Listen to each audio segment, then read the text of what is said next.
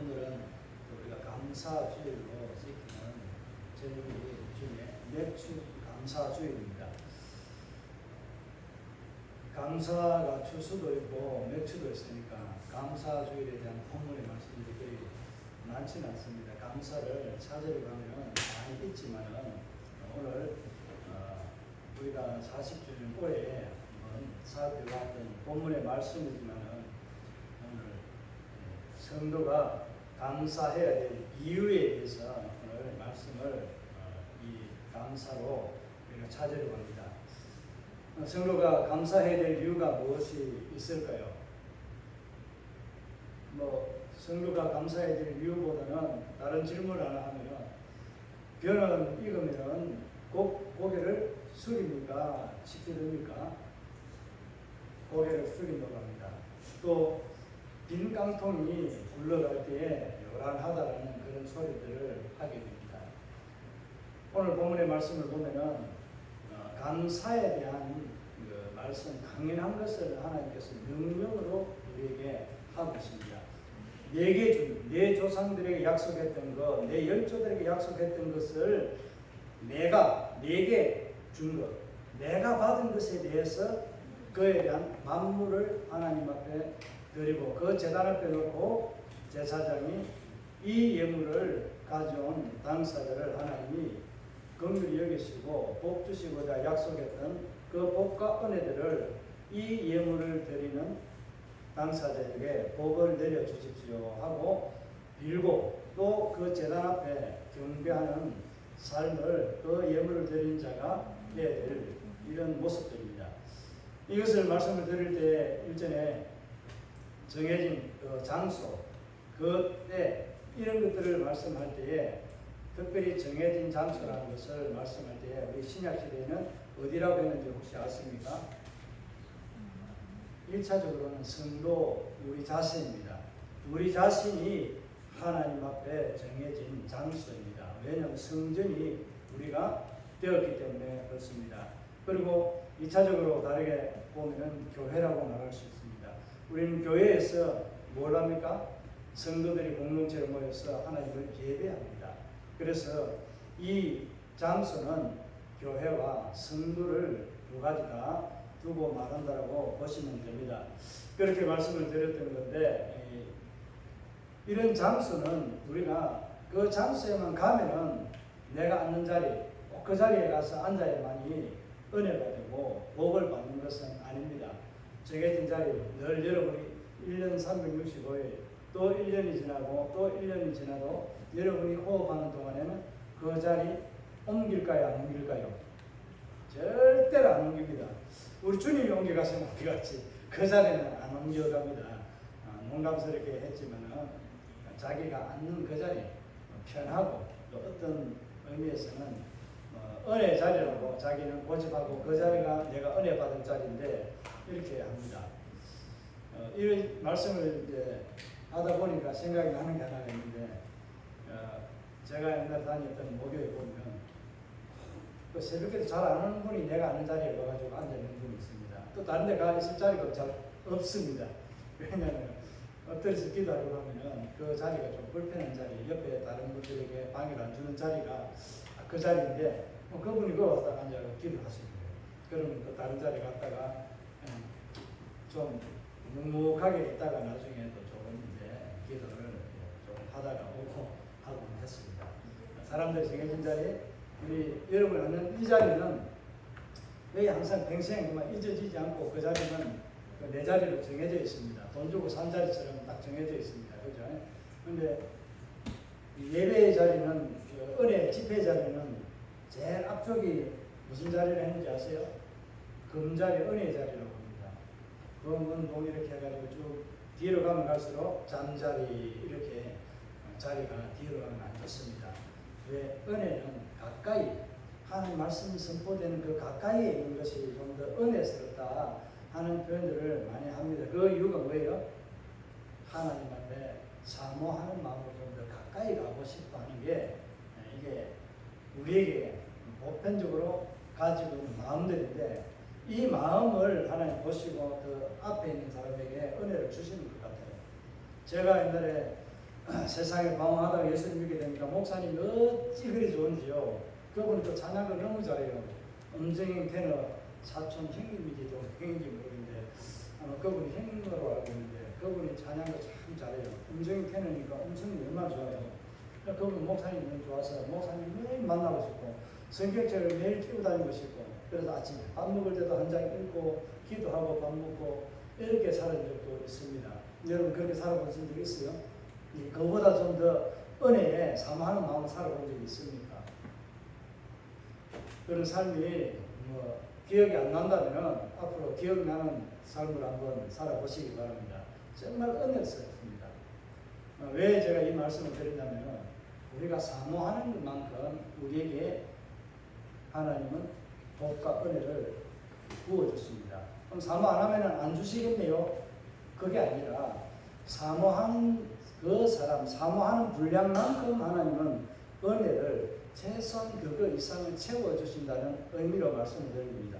그래서 여러분에게 기복신앙으로 말씀드리는 것이 아니라 내가 은혜 받고자 하나님의 말씀에 사무쳐 젖어 살고 싶어 몸부림치면 그렇게 살게 된다니까요. 애를 써야 애가 논다고 하는 이야기를 하잖아요. 우리는 애쓰고 힘써야 하나님 은혜를 더 불순하게 누리게 됩니다. 오늘 이 봄의 말씀을 우리 맥주 감사주의를 통해서 생각하고자 하는 것은 겸손한 마음을 좀 우리가 가져야 되겠다 하는 그런 마음들을 가지고 오늘 이 시간 우리가 겸손함으로 살아가는 것이 성도의 신앙생활에 감사해야 될 이유라는 겁니다. 감사할 때에 감사하는 사람이 안에 든 것이 많고 그러니까 내 안에 지식이 많고 내가 가진 것이 많으면 감사란 말이 나올까요? 안 나올까요? 나오긴 나오겠죠. 형식적으로.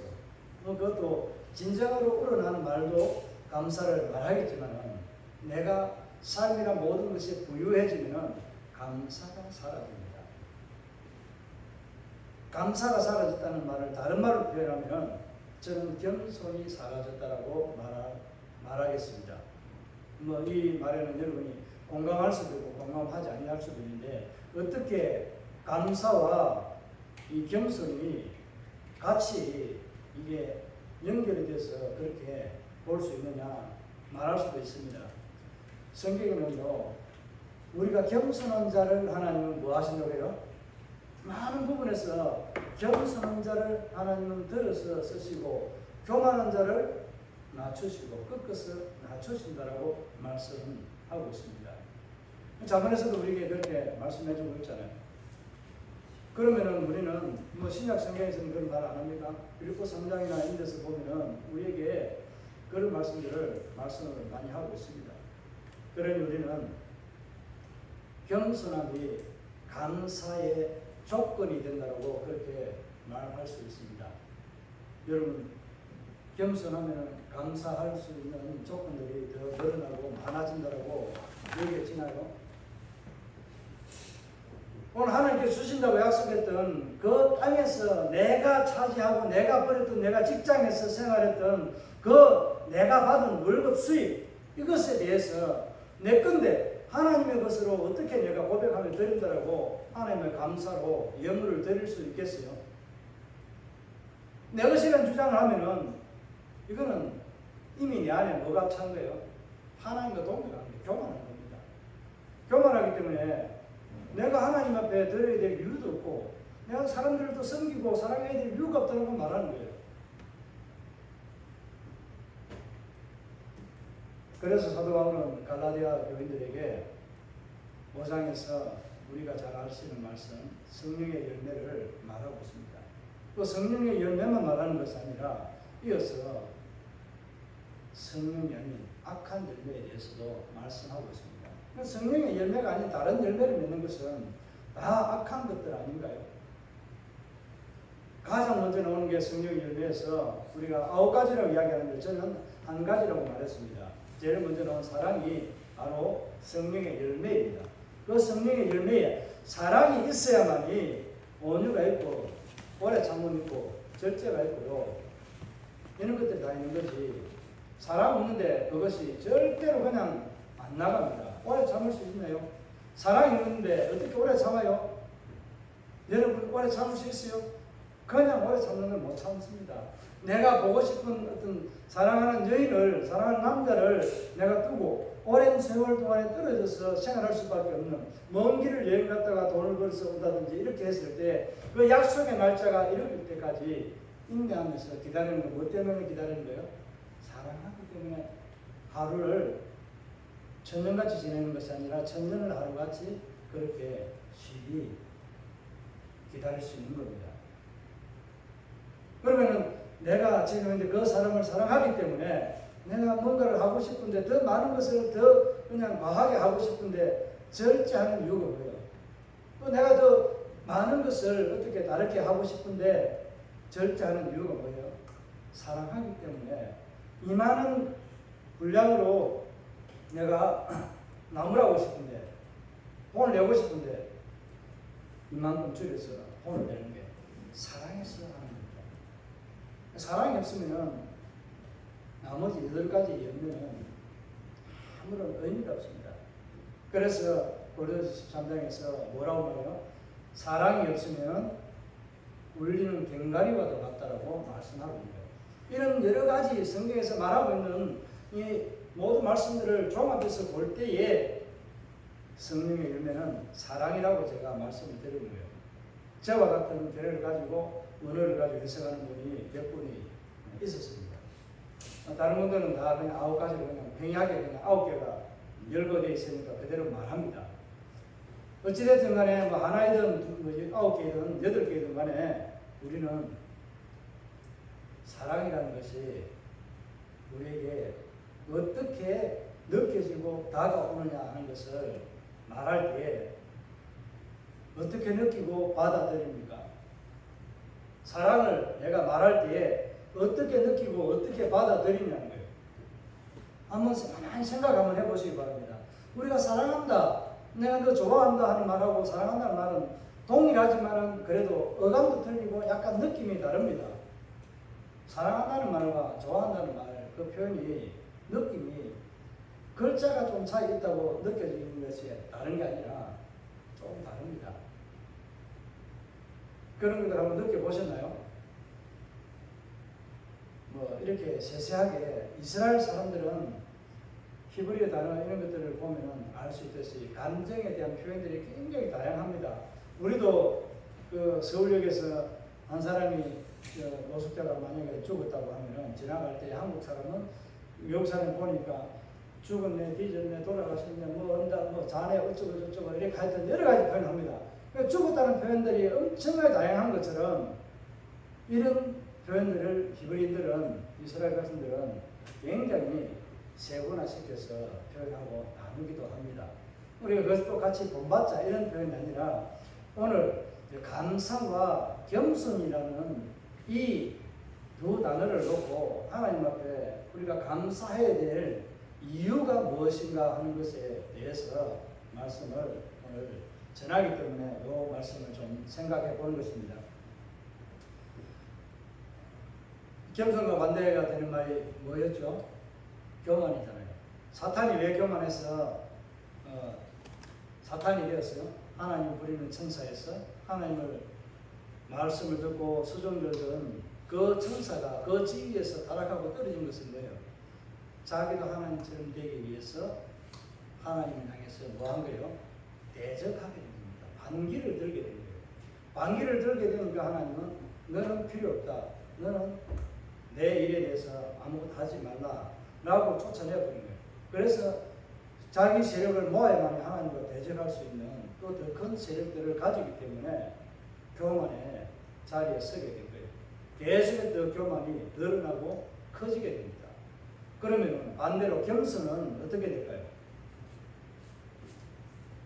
교만은 넘어짐에 앞잡이를 했고 겸손은 존귀의 앞잡이라고 그렇게 말씀하고 있습니다. 여러분 겸손하여서 존귀한 자가 되기를 축복합니다. 잠언 16장에서 겸손한 자, 교만한 자를 그렇게 비유적으로 말씀하고 있습니다. 오늘 이 말씀에서도 보면은 하나님이 내게 준 것이라는 것에 우리가 생각해 본다면 하나님이 내게 줬다는 것이지, 내가 돈을 벌고 직장생활해서 내가 내 집을 사고 논밭을 사서 내가 그것을 통해서 수익을 얻었다고 칩시다. 그러면은 내가 한 거예요? 누가 한 거예요? 겸손한 자는 하나님이 그 모든 것을 주었다고, 내가 일을 하고 내가 당연한 대가를 받고 돈을 모으고 벌었지만은 결국은 누가 한 거예요? 이 모든 일을 가능하게 하신 분이 하나님이시라는 거예요. 하나님의 고백이 안 되면은 나는 교만한 자가 되고 맙니다. 하나님의 것을 인정한다는 첫 번째 단추, 출발이 바로 겸손이라는 것을 알 수 있습니다. 여러분, 정말 하나님 앞에 겸손한 자로 하나님의 것이라는 것을 고백하는 삶이 겸손에서 출발된다는 것, 여러분 생각한다면 진짜 여러분 하나님 앞에 하나님의 것을 고백하는 겸손한 마음이 여러분 안에 얼마나 있습니까? 지금까지는 아마도 하나님 앞에 겸손하고 하나님의 것을 인정하는 것에 대해서 겸손이라는 단어를 생각해 보셨는지 모르겠지만은 해보았다면 다시 한 번 더 생각해 보시기 바랍니다. 겸손은 하나님을 인정하는 것, 하나님이 내게 주었다는 것. 10의 1도 마찬가지고 내게 준 땅에서 하나님이 이 땅 가운데서 살아가는 이 삶을 내가 내 부모가 준 것이 아니라, 내가 내 자녀에게 준 것이 아니라 결국은 누가 준 거예요? 하나님이 내게 준 거예요. 하나님 내게 준 내 분복에서 내가 하나님 앞에 고백하는 마음이 교만해지면 하나님 것을 내가 가로채고, 겸손하면 하나님을 인정하면 하나님이 오늘 내 만물에 솟아 처음 익은 열매를 내어놔라. 처음 익은 거 몇 개 됩니까? 100개면 100개밖에 안 되잖아요. 나머지 뒤에 달리는 것들은 2개, 3개 계속해 달리는 그 열매들은 뭐예요? 다 내가 누리고 써라는 거예요. 처음 열리는 가지, 열매, 토마토 이런 것들 똑같아요. 그 만물의 소산을, 농사를 지어서 처음 익은, 처음 수확한 그 열매, 첫 열매를 내게 바쳐라. 그리고 네가 고백하며 하나님을 나를 예배해라. 그러면 내가 내게 약속한 모든 복을 내가 너에게 주겠다 라고 말씀하시는 거예요. 여러분, 오늘 하나님 앞에서 우리가 머릿고개 이런 것들을 생각하면은 하나님 앞에 들을 게 있어요, 없어요? 간혹가다 은사를 만납니다.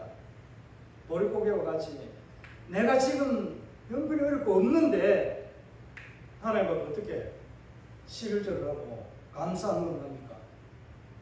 여러분 형편대로 하시면 됩니다. 없으면 없는 대로, 없는 데에서 내가 받은 분량만큼 하나님과 감사하시면 되는 거고요. 내가 많으면은 그 분량 밖의 것도 내가 감사해도 됩니다. 없어도 분량 밖의 것까지도 감사해도 가능합니다. 하나님은 절겨내는 자, 정말 그 마음에서 겸손함을 하나님 것을 인정하고 드리는 그 사람의 것을 기뻐 받으시지 억지로나 인색함으로 하나님 앞에 드리는 것을 절대로 안 받습니다. 그러니까 절기 때가 되어서 하나님 앞에 드려야 될 때가 되었으면 이거 있는 거 그냥 평상시대로 내가 해야 되겠다. 이렇게 생각하는 마음을 만약에 여러분에게 조금이라도 있다면 그런 마음 버리시기 바랍니다. 언제나 새로운 마음으로 하나님 앞에 내가 이만큼밖에 못하지만 하나님 앞에 더 감사하는 마음으로 하나님을 겸손하게 내가 인정하며 하나님의 것을 정말 하나님 앞에 드리는 그런 마음으로 새롭게 늘 각오하시면서 하나님 앞에 예물과 예배자의 삶을 살기를 주의 이름으로 축복합니다. 있다고 많이 하는 건 아닙니다. 오히려 없는 사람이 더 많이 합니다. 분량 많은 이 물질이 있는 것도 많은 것이 아니라 정말 그분이 더 귀중한 마음으로 더 잘한다는 것을 우리 주변에서도 많이 보았을 것입니다. 오늘 말씀에서 우리가 겸손에 대해서 살펴보는데 하나님께서 겸손한 자를 낮추시고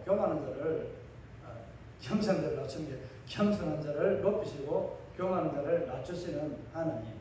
그 하나님을 바라보면서 오늘 우리가 하나님 앞에 성도로서 내가 감사해야 될 이유가 무엇이었는지 한번 여러분 찾았는지 모르겠습니다.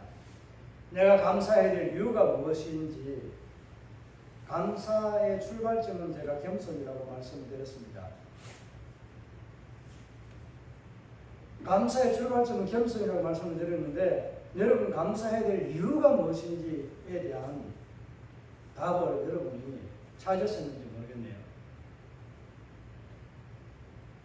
오늘 감사절을 통해서 우리가 하나님 앞에 감사하는 이 감사가 그 이유가 무엇인가?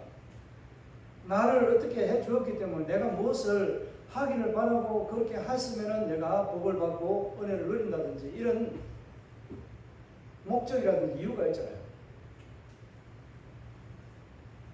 오늘 여러분이 감사가 시작되기 전에 뭐가 시작이 된다고요? 겸손이 내 안에 있어야 하나님께 인정하는 고백의 행위가 되고 이렇게 된다는 말씀을 드렸습니다. 그러면 여러분이 하나님 앞에 우리가 드려야 될 신앙의 삶으로서 내가 살아가야 될 감사의 이유가 무엇이냐 하는 겁니다. 말씀을 꼭 집어서 말씀하지는 않았습니다.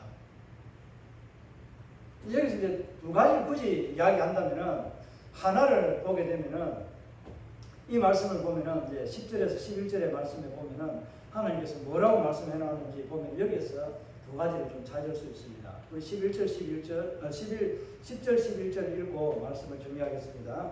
자, 시작. 여호와여, 이제 내가 주께 내게 주신 토지 소산의 만물을 가져왔나이다 하고, 너는 그것을 내 하나님 여호와 앞에 두고 내 하나님 여호와 앞에 경배할 것이며, 11절 내 하나님 여호와께서 너와 내 집에 주신 모든 복으로 말미암아 너는 레위인과 너희 가운데 거류하는 객과 함께 즐거워할지라.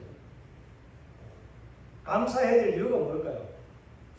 굳이 10절에서 이야기한다면 좀 딱딱하지만 예배입니다. 예배가 하나님 앞에 감사해야 될 이유입니다. 여기에 설명을 안 드려도 되겠, 예배자의 자격과 조건 이런 것들을 말할 때는 내가 살아있다는 증거잖아요. 하나님 주신 모든 복락을 내가 누리며 살아가는 존재의 이유가 된다는 그것이 바로 경배 예배입니다. 그리고 11절에 있는 말씀을 보면은 하나는 뭘까요? 모든 이웃과 나눌 수 있는 즐거움이 있어야 됩니다. 여러분 삶을 나누고 여러분의 것을 이웃과 함께 우리 교회 지체들과 함께 나눌 수 있는, 형제들과 나눌 수 있는 그런 즐거움이 여러분 안에 있느냐는 겁니다. 여러분이 이런 것들이 없다면 진정한 하나님 앞에 감사가, 좀 속된 말로 하면 좀 세게 이야기하면 꽝입니다. 어른들이 하시는 말씀은 꽝이 옳시다. 여러분 나눌 수 있는 마음이 없으면 하나님 앞에 감사하는 사람이 아닙니다. 감사의 이유가 없는 겁니다. 감사의 조건이 없는 겁니다. 앞에 제가 예배라는 단어를 쓰는데, 예배보다는 하나님의 것을 인정하는 고백 삶이 바로 예배로 이어지기 때문에 제가 예배라고 그냥 말씀을 드린 겁니다. 그러니까 감사의 이유는, 성도가 감사해야 될 이유는 뭐예요? 모든 사람과 함께 즐거워해야 되고 하나님을 예배하는 자의 삶을 살아가는 것이 바로 감사의 조건이고 감사의 이유가 된다는 사실을 오늘 몇 주 감사절을 맞이해서 한번 하나님 앞에 나의 삶을 한번 되돌아보시기 바랍니다. 나는 얼마나 나누는 삶이 있었는지, 나는 하나님 앞에 얼마나 내 자신의 삶을 공적인 예배뿐만 아니라 내 개인적인 삶의 예배도 하나님 앞에 인정하고 살아왔는지에 대해서, 이것이 안 되면 오늘 만물을 하나님께 드릴 수 없습니다. 하나님 앞에 감사를 고백할 수 없습니다. 입술로는 고백하지만 그 삶에는 껍데기뿐인, 쭉정이뿐인 모양만 갖춘 그런 감사일 뿐입니다. 성도의 감사의 이유는요, 하나님의 자녀이기 때문에 그렇습니다. 오늘 저가 하나님 자녀입니다. 하나님의 자녀이기 때문에 그 자녀의 본분을 다하는 것이 바로 하나님 앞에 감사하는 이유가 된다는 것입니다. 그럼 결론이 뭡니까? 내가 하나님의 자녀이기 때문에 하나님 앞에 감사할 조건이 되고 이유가 된다는 겁니다. 그 두 가지 조건을 예배와 함께 이웃과 나누고 즐거워하는 이 삶이 내게 있느냐 하는 것으로 내가 고백되어지는 그 겸손함이 바로 나눌 수 있는, 이것에서 출발되고 하나님의 것을 인정하고 상대를 인정하고 다 품을 수 있는 사랑이 품어지는 것은 뭐가 전제 조건이에요? 겸손이 전제 조건이 되기 때문에 그렇습니다. 그 겸손에는 사랑이 싹트고 사랑의 열매들이 주렁주렁 성령의 열매들이 풍성하게 맺어지는 삶이라야만이 우리가 하나님 앞에 진정한 감사의 삶을 살아가고 있다는 겁니다. 다르게 말하면 결론적으로 말하면은 이것이 바로 하나님의 자녀의 삶이 바로 하나님 앞에 감사할 조건이고 이유가 된다는 것을 꼭 여러분 기억하시면서 더 큰 감사의 고백이 여러분의 자부심으로 하나님 앞에 영광이 되어지는 삶이 되기를 바랍니다. 오늘 말씀을 생각하면서 우리 나는 하나님 자녀로 살아가는 예배자로서 함께 웃고 즐기고 나눌 수 있는 이게 바로 성찬에서 이어집니다. 성찬의 삶을 통해서 우리가 이런 나눔과 즐거움이 있는 하나님의 그 예수님께 제정한 이 자리에 함께 우리가 나누는 즐거움이 되기를 바랍니다. 함께 성찬의 말을